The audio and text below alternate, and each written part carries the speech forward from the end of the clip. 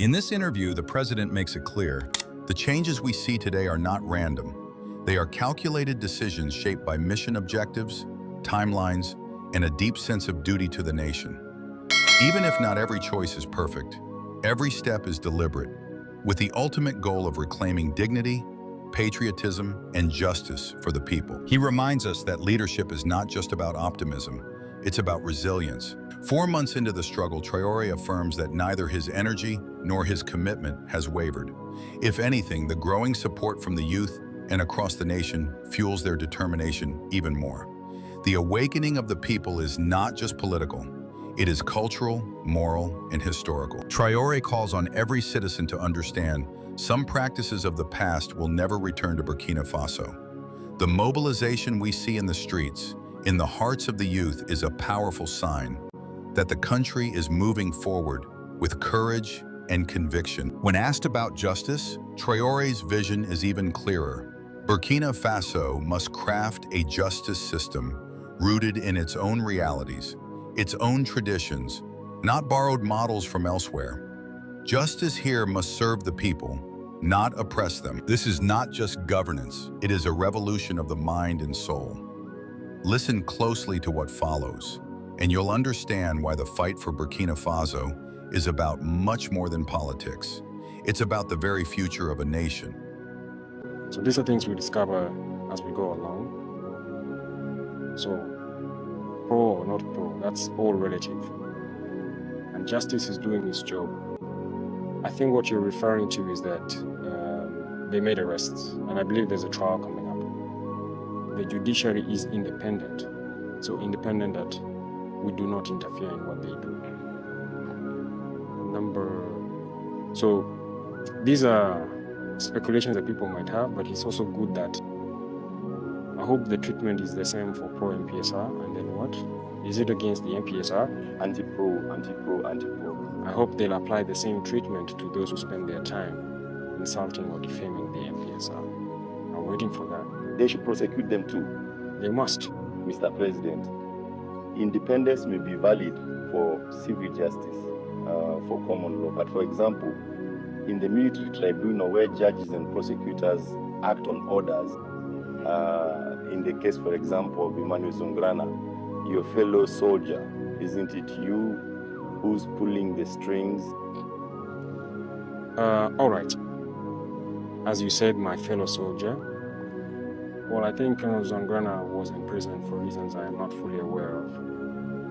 And one of the first things was to, first of all, I met with the Minister of Justice so we could look at everyone who's in prison and see what could be done. Because I have a responsibility, and I may have certain prerogatives, such as granting pardons or not. So they explained the case file to me in detail, and so on, and I also get advice, so in certain cases, to let the legal process continue and all that. I said, there's no problem, you can proceed. And in the case of Zongrana, it was said that if there was nothing concrete to hold against him, or he should be granted provisional release while waiting for. In fact, it's a judicial procedure. They do it very independently, and I think that's what was followed, and he was released. I was still quite surprised to see that even from his prison cell, he was already deeply involved in yet another elaborate scheme, because he was subsequently released, and before the ongoing investigations could circle back to him once again, and I think there are technical details that were handed over to the prosecutor's office, notably phones that were seized in his cell, which proved that even from inside, while we were considering his release, there were other schemes underway. So we have no schemes to carry out against anyone. If we wanted to do it, we could do it openly. We have nothing to hide or anything like that. When you came to power, in fact, some people were convinced that you were on very good terms with Colonel Zongrana. Very good terms, meaning what exactly? I have a very good relationship with all my brothers in arms. Unless someone doesn't want to be on good terms with. As I said earlier, when something is wrong, I tell you, but we don't hold grudges. But very good terms. Is it? We don't have any special relationship. We've met a few times for work, but we don't have any special relationship. Contrary to what some people think. Me, I'm at Dior in Kaya. Well, it's true that I've been assigned here and there, but we don't have any special relationship, no. Mr. President, let's really speed things up now because we have already taken a considerable amount of time. Let's talk about development. When it comes to this particular area of the Sahel, which is somewhat neglected, could you tell us more about it? Of course, it's a global issue. It's not just limited to the Sahel region. It's true that the situation over there is unique, but livestock farming and agriculture are areas we're going to focus on for food self-sufficiency, which is very important, and also to be able to export and generate wealth. And the Sahel region is particularly rich. I've spoken with agricultural experts, and it's truly an ideal area for market gardening. There are many water points that we plan to make use of, and also to develop forage crops. So environmentalists will identify species so that we can try to create forests for these animals. We want to make the Sahel a hub for each region should have its own specialty. So whether it's meat, milk, or hides, those should be the specialties of the Sahel. So the vision is to make the Sahel a center of development, specifically for livestock farming around these water points, as well as for market gardening. What Captain Traore is emphasizing here is a paradigm shift from dependency to sovereignty.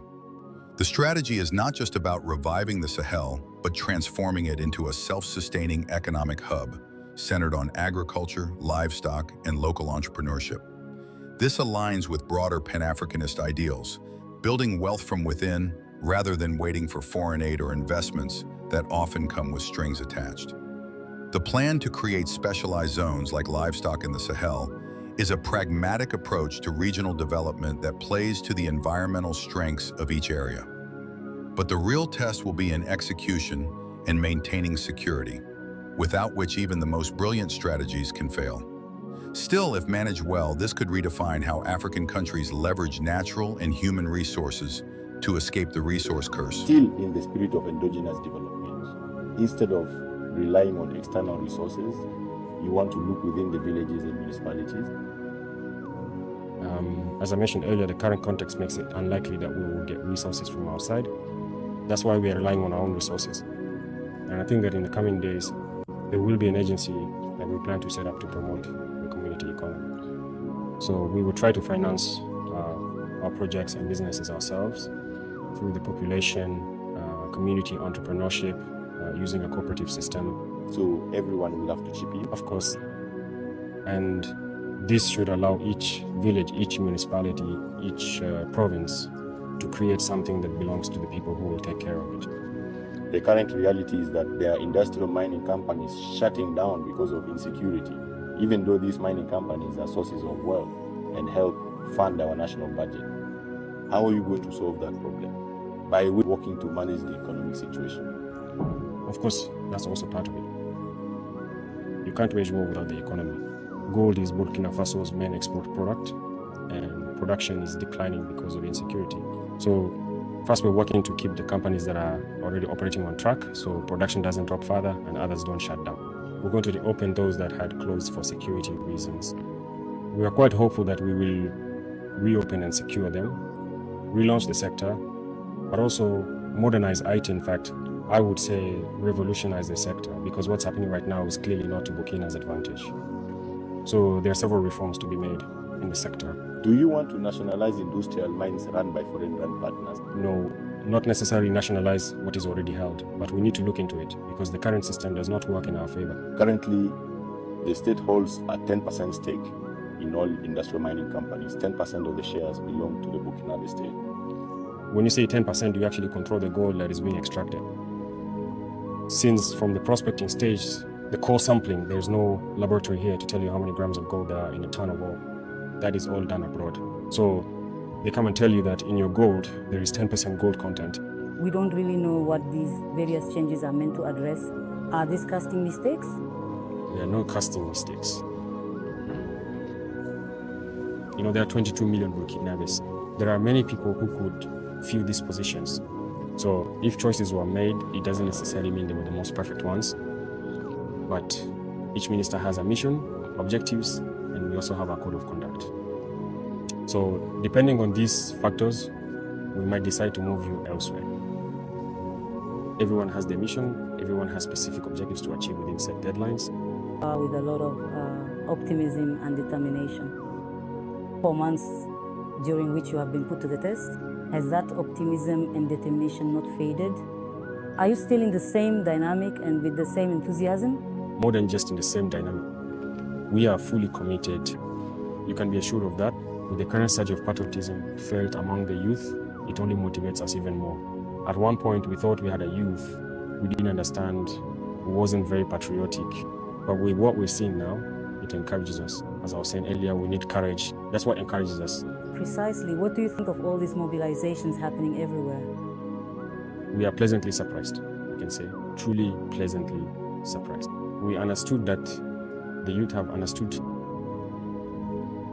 they need to move in a certain direction, and we will support them to get there. There are certain things that should no longer be practiced in Burkina Faso. Everyone needs to understand that this youth is here, they are awake.